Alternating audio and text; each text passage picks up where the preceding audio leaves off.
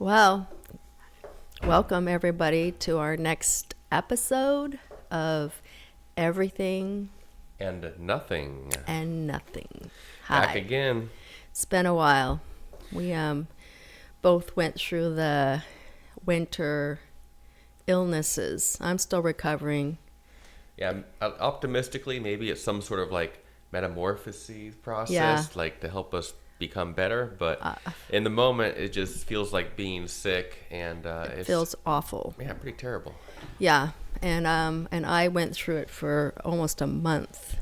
But anyway, on the other side. So yeah, so it took us a while to get back to you, but here we are. And for those of you who are maybe new joining us for the first time, welcome. And this is just a podcast about really talking. Philosophy, science, Yeah. whatever we have in Yeah. our brain at the moment. Yeah. Just trying to digest and make sense of it. Yeah, and it's something that we both love to do is talk. And my name is Anezka, and I'm SumOne. yep, mother and son. So yeah, what we do is pick a topic and then we talk about it. And we don't know what each other's topic is. It's very mysterious I until thought we were supposed to share our topics beforehand. Well, we don't haven't- dive into it or talk we about haven't it, been but- doing that though. Oh, well, I've been sharing mine. Maybe it's been one-sided. I didn't know what today's topic was until you just told me in the car to get our beverages. Yeah, that's true. But So, today was anyway. an exception. We're still working out the kinks, and we probably will be saying that if we're still doing this in a year or two. We'll say we're still working out the kinks. It's a kinky life. It never ends. Oh my gosh. Oh, drum roll, please. Okay, so who wants to start with the question today? Well, I guess you started last time, so Yeah. let's dive into Take it the away. topic of overwhelm. Overwhelm. It gets in our way. It creeps up silently out of nowhere, and then before you know it, at least in my case, I find myself kind of paralyzed, not knowing what direction to go or what thread to pull on.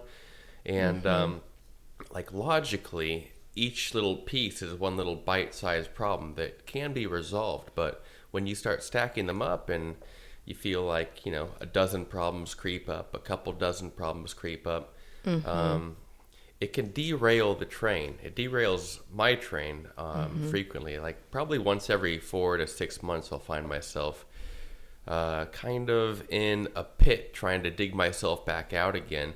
And the best solution in the moment always seems to be just ignore it. And, it's a superficial Ostrich Band-Aid. Yeah, with your head in the sand. exactly. Pretend it's exactly. not there. What experience do you have with overwhelm? I mean, having raised a family and had so many careers, I'm sure you've encountered it and surpassed Yeah. it many times. And still do. I think it's a part of the human condition. I think it's part of this world that we live in now that tells us that we're not enough and that we have to continually be doing a million things and it has to be successful. And all of those things kind of go into the soup.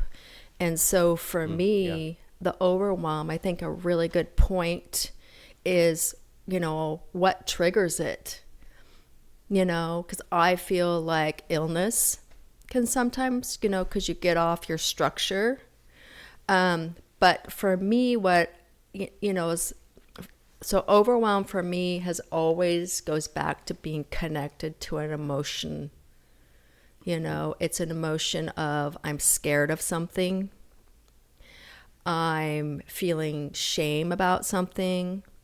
I feel like I'm not good enough. Yeah. And it's like, so it just kind of that entropy just, and then once that creative flow stops for me of life, then I just keep picking habits and choices that seem to support not being able to do anything. It supports feeling bad. Yeah.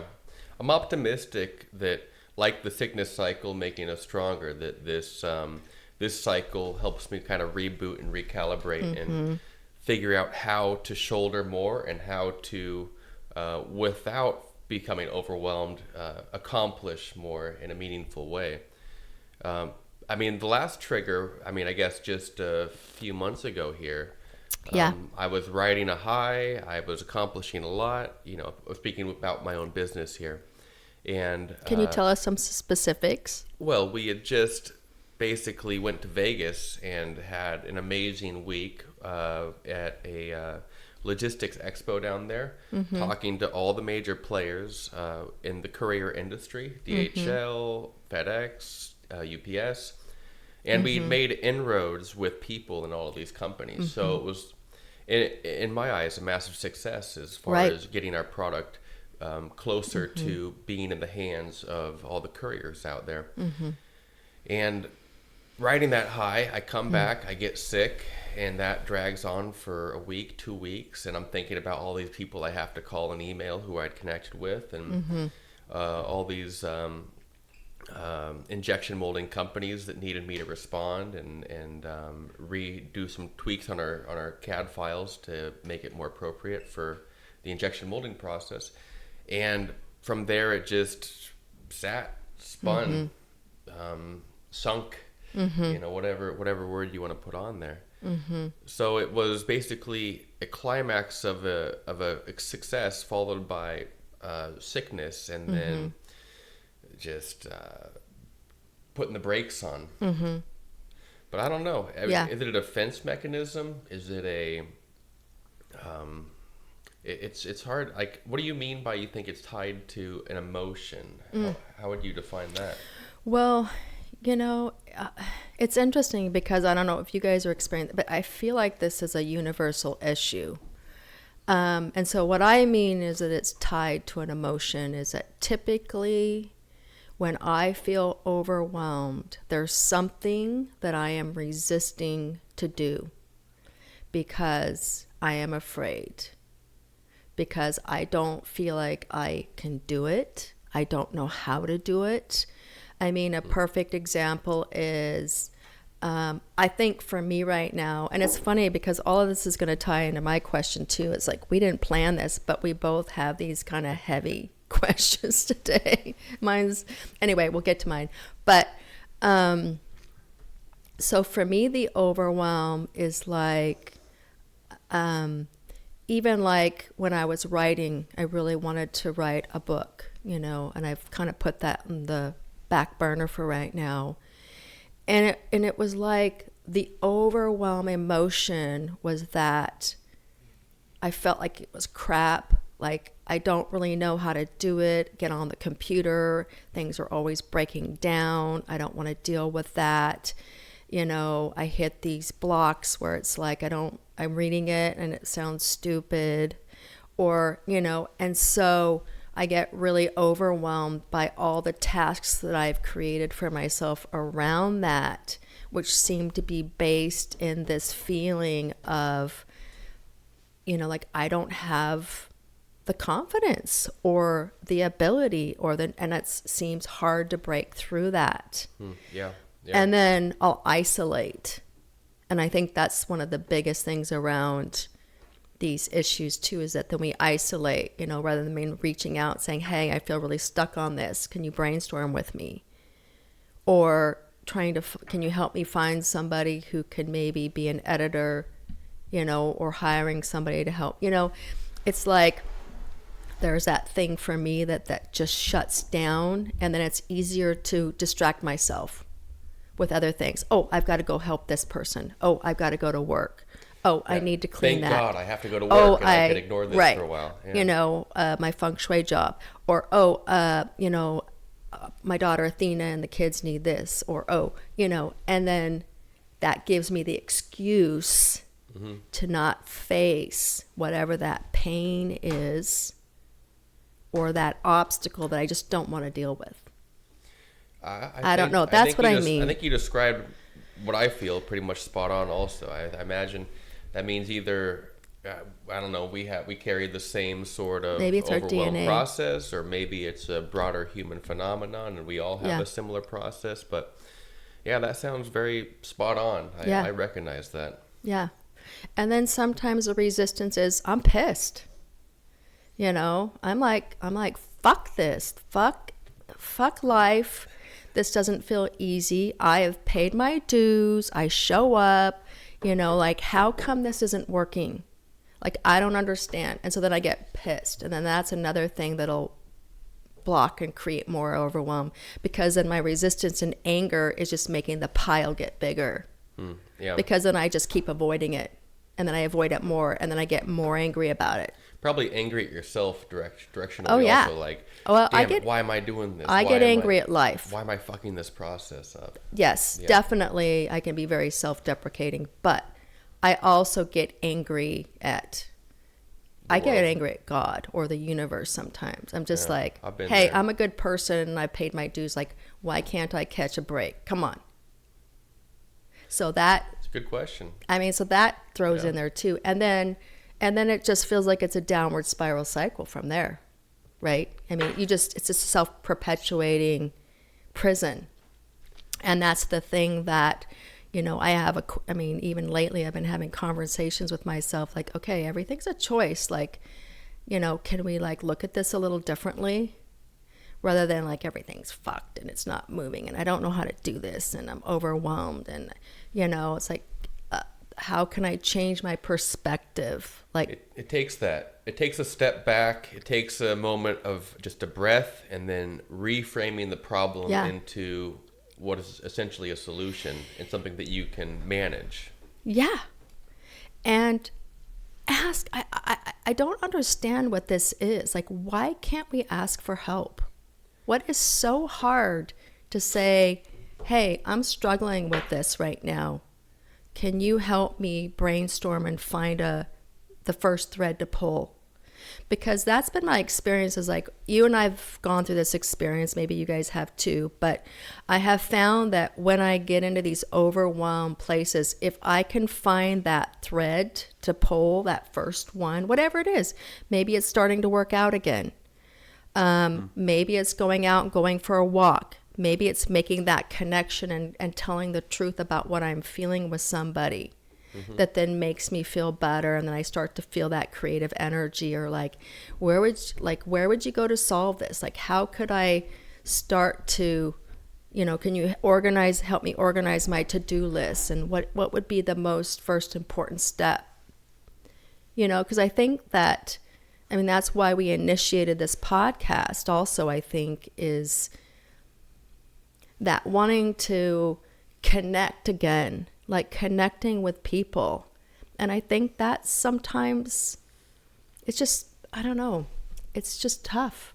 Like we just, you know, I went through that recently myself. Fear, embarrassment, not wanting to impose on another person. There's a lot of reasons I think we avoid reaching out for help. Rejection, that's one that I sit with frequently throughout my life. Yeah. Yeah, it's a good point. Also, just, you know, I have reached out to people, and a lot of times they're there for me, and a lot of times, you know, they're busy. They got things going on. Yeah. You don't get the phone call or the text back, and it's easy to take that personally, but when you stop and think about it, it's like we're all dealing with overwhelm to some extent. We all have the pressures of our own life, the people and the relationships around us, the job and the demands that entail that. And so, you know, just because somebody doesn't email you back or call you back has nothing to do with me or you or you. Yeah. Typically it just has to do with the state that person is in right now, and that they can't manage that extra ball to juggle because they themselves are overwhelmed. Yeah, absolutely. That's absolute truth. And then I want to pose a couple more questions around that. Shoot. Because then what if maybe the way we're communicating isn't really clear and asking for what we want? Maybe we think we're saying, oh, hey, you know, give me a call, you know, when you got a minute. And they're like, oh, okay, well, it's no big deal. As opposed to having that vulnerability and saying, hey, look, I'm kind of in a crisis. I just need somebody to talk to for 5-10 minutes, or I just really need to talk to somebody. Can you, because I know that if I get a call that's like that, I will prioritize reaching back to that person because I can feel that they kind of need support, as opposed to, hey, just checking in, what's going on? I'm like, all right, I'll get to that in a few, Yep. But, so that's something I'm constantly looking at in myself.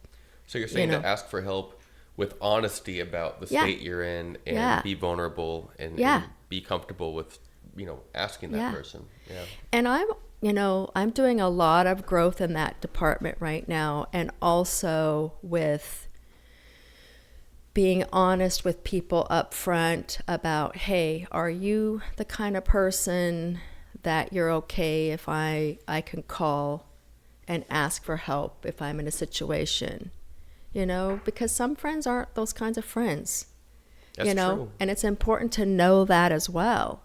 And I've set that up with certain friends. I'm like, and I know I know who I can call and who will be there for me 100%. And I also know the people who aren't. And that's okay. They're not those kinds of friends, So I make sure that when I'm in that vulnerable state that I'm reaching out to safe people. Yeah.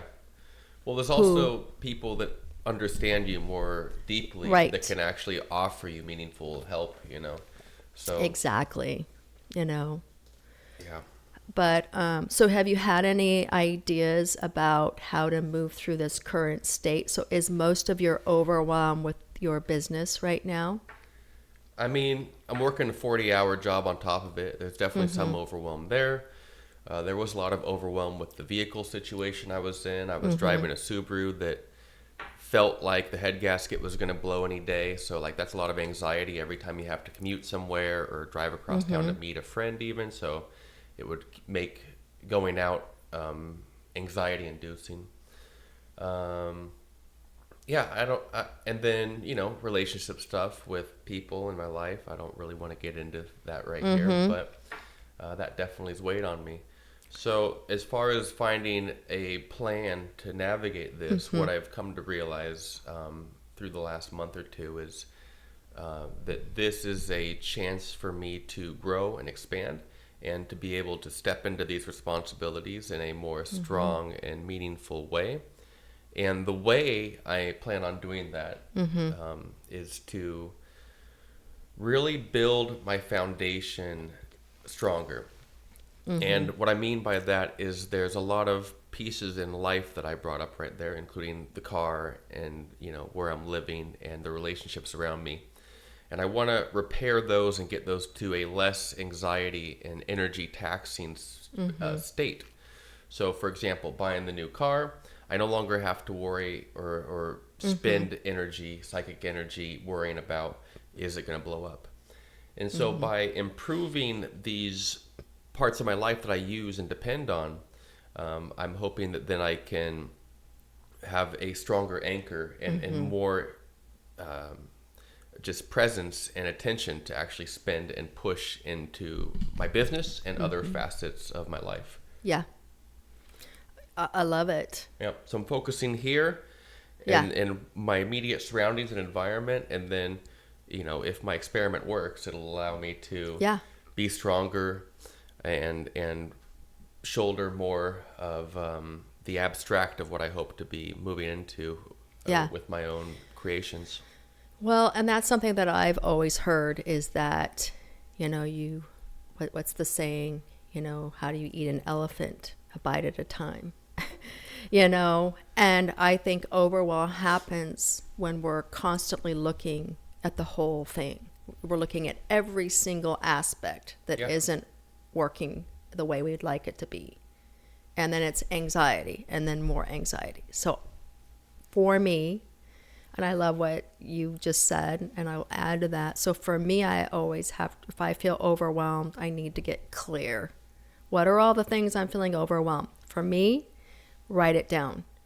If I write it down in a book or a list, there's something about taking it out of my head. I just feel better not having it go, oh, that, oh, that, oh, that, oh, that. What about that? What about that? What about that? I just make lists, like get it out, dump it. That's the first thing. And then I look at that and I really look at like, what's really the most important thing? Because there are some things that are time sensitive. A car breaking down, that's going to be way more important.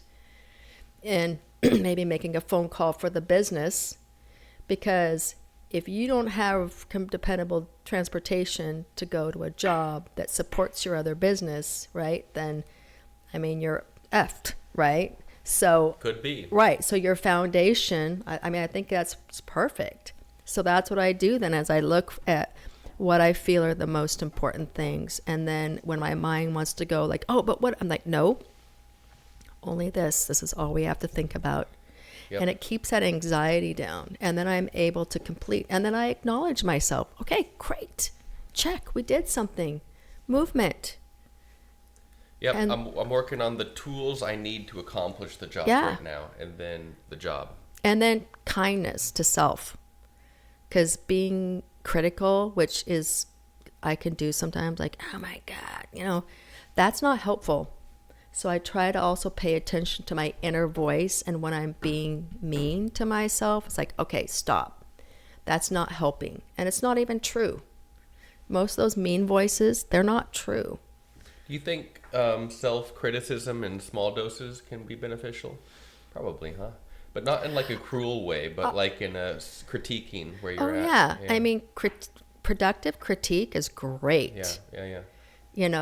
Just mean, deprecating, like, well, you're stupid. Or that's a good point. You're lame, or why'd you do it that way? Or you don't ever get anything done, or you're lazy. I mean, that crap it's useless.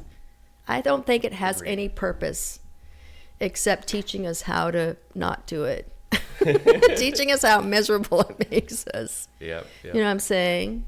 But I love, and then that last thing I would add is then just, reach out, for myself. Like, don't isolate. Pick up the phone and call somebody. I don't know. It's been really helpful for me. That makes a lot of sense. Yeah.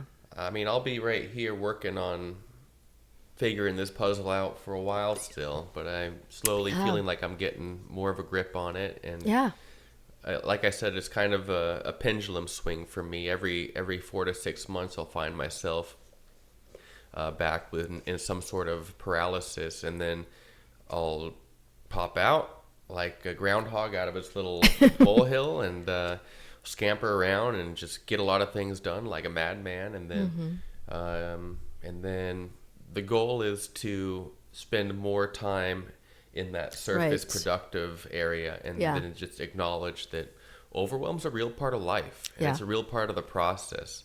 Why? I don't know. We could talk about that more, but it's I know it's real because it is me. Yeah. Well, and I just want to piggyback and add one more thing to that, is that, maybe, one of the first steps for dealing with our overwhelm is having that consciousness of like, oh, here it is again. Oh, we've dealt with this before. Oh, this is part of who I am, and this is supposed to happen. Instead of looking at it like something's wrong. The negative critique. Right. Like, why am I overwhelmed? Yeah, like, why can't I get more stuff done? Why am I unproductive? Maybe it's meant to be that way because, like, everything is ebb and flow, right? The season aren't productive 24/7. They have to take a break. They have to rest. They have to fall down and decay and die. All the trees do once a year. Yeah. So what if we just changed again our perspective of like, oh, I'm in overwhelm because something's out of balance.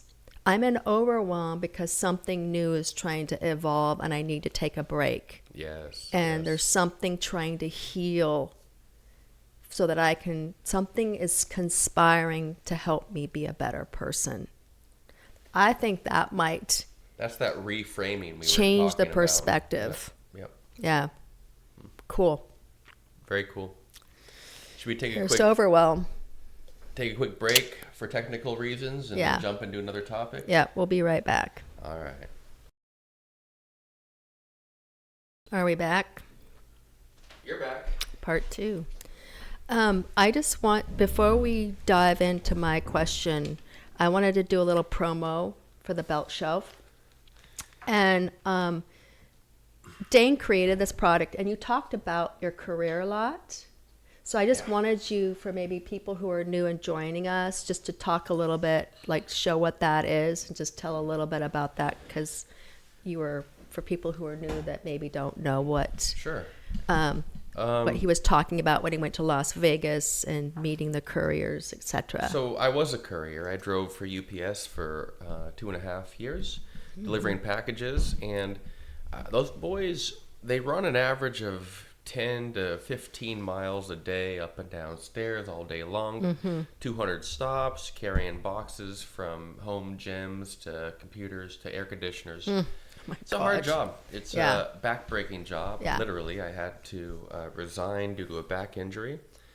And but you learn a lot about carrying stuff and how to do it more efficiently. And I slowly learned that you could kind of, if you had a stiff belt, like made for carrying firearms, you could kind of balance a box there, and you would take most of the weight off your shoulders, off your back, and drop it onto your hip there.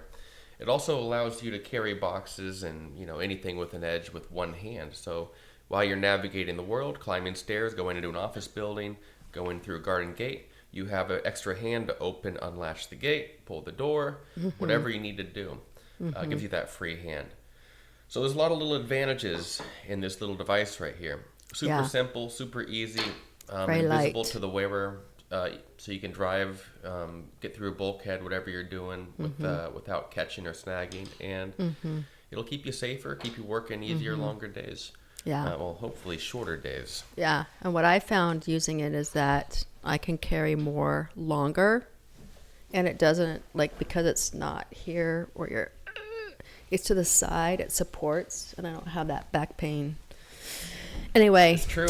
Sounds too good to be true, and I'll be honest, it is.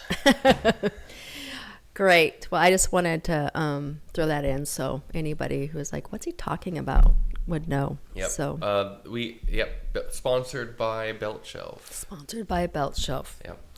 And you can go to beltshelf.org if you want to know more about it. Check us out. Okay. Well, my question today is so funny. Like I said, we didn't talk about this, but mine's about depression. So we have overwhelm and depression. 2 peas in a pod. Oh, God.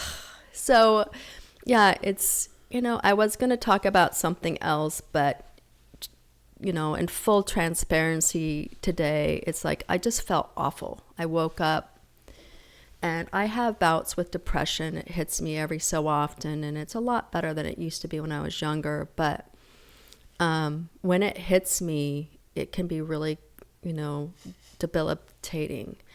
And so I thought, rather than trying to be like, let's talk about something else, I just wanted to go into what's true for me right now. Be real. And the last couple of days, I have just been so angry and so sad. And, just between raging and crying and, and all of those debilitating, thanks, sweetie, voices of just like, what's wrong with you? Like, why can't you just bootstrap it up? And it's not that big deal. And, and it kind of goes back to my childhood, because that's, really like I was raised on a farm, and on farm living, it's like, it's not about how you feel. It's about, getting work done. It's about survival. It's about just stop your crying. Like, just get on with it. Like, and I was always labeled like, oh my God, you're so dramatic, And so, there's that part that lives in me of just years of stuffing shit down, of like, just be happy, just be polite, just be a good girl, just be submissive, just be pretty, just, and so sometimes throughout my life, this stuff comes up, And I don't even know what it's about or what it's triggered, but I wanted to talk about this because it's, and I think it's like a family member to overwhelm, because I oftentimes can go into depression. It's almost like their sister, brother, holding hands, like that connection. And it's weird because it can just stop me. I mean, I can just go so far down. It's like, I don't want to go outside. I just want to stay in my pajamas all day. That's how I've felt lately. And I think for me, mine's connected also. Like I said, I've been really ill for about a month. And I get tired of talking about this, but this is a podcast, so we're going to go there. But 10 years ago, I was diagnosed with a rare form of cancer, and I went through chemo and radiation. And the therapy really literally killed me, almost killed me, and I came back from it. But it's been 10 years of having to choose life and every day working on living and working through this pain and working through that pain. And so here now again, I'm working on some gut health issues and low energy. And I just hit these places where I'm just tired and I get pissed. I get pissed at my body. I get pissed at God. It's like, why do I have to have fucking cancer? And why can't it just be all better? Like, why do I have to keep healing through this stuff? Yeah, what's the purpose of suffering? Yeah, like, I think I got suffering down. I mean, I've done it my whole life. I mean, hello, right? Yeah. But here's more, right? So again, like, even after we've talked about like how to change that perspective, but even just talking about it, I just feel really sad right now. And it's like the challenges, and I feel like we've already answered a lot of it, like, what do you do when you're depressed? And, for me, it's like having the courage. I think this is number one. Reach out. Is to be visible. And my first instinct is to hide. It's to be, nobody wants to hear about this. I'm so fucking tired of talking about this. And it's funny because even with Jim, so I'll tell this story. So my husband, who's the best in the world, I love him. He's my biggest support person. I woke up, I just felt so awful. I've just been so full of hatred, mostly at myself, which comes from my childhood. And I really wanted to connect with somebody. I really wanted to talk to him. But he's up and he's going to go to yoga and he's like, I could tell he's got his list and he's all happy, which I'm like, fuck you. That's not helping. And he's, is not challenged like I am with health, and he's healthy and he looks 10 years younger than he is. And everybody's like, oh my God, you look so young. Fuck you. And then he's like, I'm going to go yoga and exercise in my life. I'm like, fuck you. I'm pissed. Yeah, I can see it. Because here I am. I look 10 years older than I am because all the chemo and drugs and, and I can't do any exercise right now because my ankle's all messed up from the El Camino and I can barely walk and, I've gained 30 pounds and, and I'm just like, and I see him just like, and I'm just like, oh, fuck you little fucker. I'm sorry, all of you who don't like swearing, but I'm just bringing it like it's real. And I love him, and I love that he's healthy, right? So this isn't that. It's the part of me that feels sad. A little bit of envy maybe, too. Oh, so envious. Like, I want to run out and do all these things. So here I am wanting to connect with my partner on this, and he's so happy. And so what do? I'm trying to make myself look as miserable as possible so that he can read my mind and come over and say, are you okay? Do you want to talk? Which, of course, he doesn't because he's got things to do. And so I compound the problem, make myself more miserable, more lonely. And all I would have had to do is be like, Jem, I really need to check in. And I'm feeling sad and I'm feeling bad and I'm feeling lonely. And he would have been right there. And he would have been, oh, honey, I'm sorry. It's going to be okay. And that would have helped me just to have somebody see me. That helps the depression. But instead, no, going to keep it in.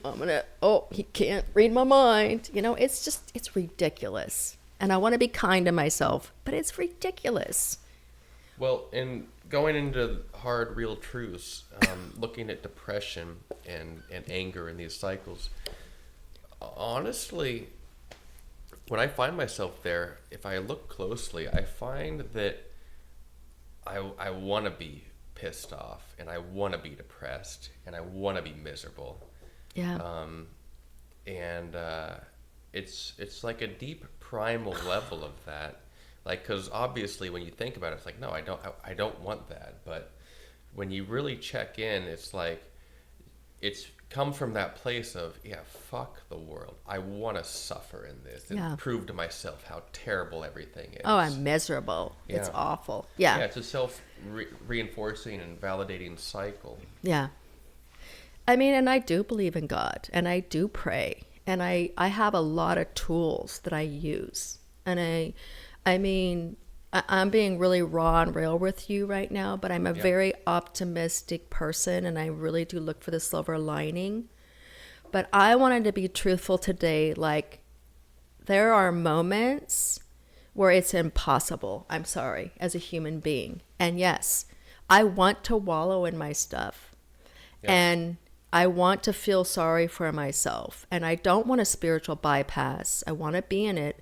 But I feel caught because I also don't want to stay there. It's like how, like the depression for me, I feel needs that truthful outlet, but to go through, not stay in it. Sometimes you need to stay in it though. Like I remember several occasions when like I'll be talking about how a certain relationship has been going sideways and hurts a lot, or a different part of my life just has gone to shit. And you'll be giving me like spiritual advice of how to see past it. I'm just like, dude, fuck you. I just want you to tell me that it sucks. That's all I want right now. It fucking sucks. Here I am, and it's like, and I'm miserable. There's no out. I mean, I can like pretend that it's all better, but there's this feelings that are there and just need time to resolve. Yeah. That's really good to know. I was going to ask that question because I think for me too, Jim tries to fix things for me, and I'm like, piss you off even more. Yeah, it's like, just tell me that you see me, and that's going to be okay. That's really mostly what I want. That's a good one. Yep. Like, you know what? I see you. I see how bad you're hurting, and I just want you to know it's going to be okay. It's okay. And that for me, and a hug and just let me cry, is like the best medicine. Not like, well, your chart says blah, blah, blah. I get it. But I don't know what that is. I mean, I fix things for my living, so it's part of that. Yeah. But I don't know. In this moment, it's like, can we maybe plant a seed together that before we have a hard conversation that we can communicate what we need? Like, hey, Mom, I just want to talk about what's up. I don't want to be fixed. Like I think that's with our humanity. It's like we have to learn how to deal with conflict and depression and pain, and part of that's being uncomfortable with it. I let you know, just not up front. Oh, I know. You get pissed, and then you're like, I just wanted to share this with you, and now you're like trying to give me advice. Okay, well, what? You don't talk like that. That's how I sound. That's my voice. Well, I mean, like but what if instead we're like, like, I don't know, because I'm going to plant that seed in myself to try to remember. It's a good idea. But when we're in those situations. But to ask for what you need. And we're having that conversation right now. I mean, the seed is planted. Yeah, because I do that with Jim. If Jim gets in his fix-it mode, I'm like, I don't want to fix it right now. Please, what I need is to, just tell me it's going to be, and then he'll stop. And then he'll do that. And then I feel better. Yeah. But again, it's that, I think that's part of the maturity of growing up, is learning how to ask for what we want too. That's part of the depression. So for me, the steps with the depression is I usually have to like stop isolating. Yep, that's a big part. Get out. I force myself out of the house. Go sit in nature. Do something. Go to a coffee shop, which is so hard because I just want to hide. I don't want anybody to see me, go for a walk. I mean, do something. You know, it's not the time for me to be creative. Sometimes writing in my journal can help. Sometimes it doesn't. And then most times, I'll be really honest, it's just going to take time. Because there's sometimes it doesn't feel like, it doesn't matter how much I meditate. It doesn't matter to what podcast I listen to. It doesn't matter. It just sucks. And I think that's when I just have to breathe and I pray and just be like, you know what? This is going to pass. Just keep being present with it. And that's what I found. For me, the last couple years, probably Helps. the last like 5 years, I'm trying to imagine my bouts of depression I've had. They all come with a physical sickness, physical ailments. Like for the 3 years I worked at UPS, I wasn't sick one time, and that was during the pandemics and everything. But no physical sickness, never had to take a day off for a flu or COVID or anything. But during that time, I was very miserable. I had no creative outlets. I was working an average of 11 hours, and I think it was 47 minutes was my average workday calculated out. Yeah. So 47 minutes? Yeah, so 11 hours and 45 minutes, basically. Oh, okay, Yep. see. So yeah. almost 12 hours a day was my Yeah. average workday. That's a lot. So I had no time and no energy because you're running, like I said, 10, 15 miles a day up and down stairs. Like you're exhausted. Every part of your body hurts coming into your week. And then you have to do chores, you have to go shopping, and then you have to sleep for a solid day straight to try to, be Recoup. alive. Yeah. So I was miserable during that. And I do remember a couple times at the end there, like pulling my truck over and just, screaming at the heavens, basically like, why the fuck am I doing this? But Yeah. that wasn't so much depression. That was more just misery. I mean, I was out in the world. Depression has this cutting offness where like you don't really. It's a heaviness that goes deep in the body. Where you become a hermit. But because I was out interfacing with business owners and UPS guys all day long, it didn't really feel like depression. Depression always, in my mind, has that cloistering part where you're off limits, hidden. And yeah, I'd say all of my experiences with depression since UPS have all been due to being sick, and then I stopped working out, and then I stopped going out, and then I'm just, miserable for a week or 2 weeks or 3 weeks, and then sun shines again. Fortunately, Right. the sun always rises. Yeah. So, I don't know. It's tough to say what triggers depression for me. It seems like a physiological thing that's just been lingering, and yeah, I don't know what to do about that. Yeah. Well, and then I know that there's clinical depression for people too. Yeah. I would say for me, there's a multitude of things that trigger it. I mean, being ill, feeling like I'm trying to accomplish something like my health, and it's just not getting better. Yeah, futilities of That can be depressing. Sometimes if I'm uncovering a past memory from my childhood and doing some inner healing, that'll make me feel depressed. Sometimes if there's things in the world, I can get depressed. Seeing homeless people, it can trigger it. But usually the ones that last a long time for me have to do with my own interpersonal woundings, it feels like.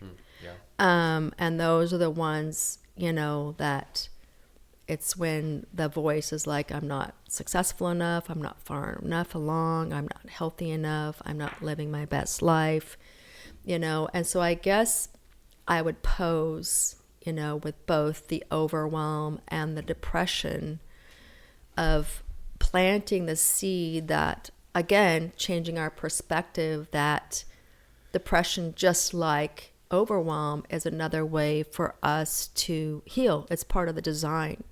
So again, I want to just plant that for myself, is rather than seeing it as something that's wrong, that I'm broken, that, like, oh, okay, something in me once again is trying to heal. So maybe just that perspective, like even this conversation has helped me feel, 100% better than I did Yeah. when I woke up At this peace. morning. Yeah. Yeah. I feel like there's energy flowing. Agreed. I feel like I'm going to go home and have a conversation with Jim. Well, and here's a good question, because you brought it up several times, and this is something that I recognize absolutely, is the voice. Yeah, that You have voice. this voice. It talks to us. It tells us things. It Where lies. does that come from? Is that actually us? Is it part of our? I've heard Eckhart Tolle describe it as the mind. Or is it some like outside periphery, an outside entity talking to us? Like, what is this part of ourself that condemns us and locks us down and is the self-saboteur? It's worth looking at and worth asking ourselves. What are your thoughts? Well, that's interesting. Well, the first thing that comes to mind is that I believe it's a mechanism that is hardwired into human beings to give us that contrast of that pain and that black and white, that seems to be the impetus that makes us change, right? It's with that duality that we can change. Just because that's there doesn't mean we can't find the through line and not play the game anymore. I think that's completely possible. But I'll say that I think it's always been there, and nurture, nature, I don't know, is it, also grown in us by the way we're raised. I think that has an influence. Like the trauma of like being yelled at by parents, Right. kind of echoing from the past. And the things that I'm learning about DNA is that we definitely carry similar things through. So the level of overwhelm and anxiety and depression, my mom had it. Yeah. You have it. Yeah. I do see these through lines. I think that we do carry, but I also see how the more conscious I am, it's kind of like going back to that Eckhart Tolle, The Power of Now is the book. He talked also about being, aware, being the observer. Yep. And I have found that the more that I can observe who I am and what's talking to me, The quieter it is. the more I can have a conversation or be like, yeah, no, that's not true. Yeah. No, I'm not going there. No, I am not lazy. I don't know who's saying that, but thank you very much. No, thank you. And making those choices. And I do feel like what I struggle with now is like so much smaller than what it used to be when I was in my 20s and 30s. It was all consuming all the time. And now I feel like I can change the channel, or what's that voice really saying? Oh, yeah, no. And direct it. Regardless of what it is a guide of some sort. It's worth knowing it's there and actively listening to it, But with that criticism of, is this true? Is this helpful? Because like you said, it often is deceptive. Oh. Or at least not helpful in its critiques. I mean, like lately it's been like, oh, I hate my life. I hate this. And I'm like, no, I don't. Who is that? Where's that coming from?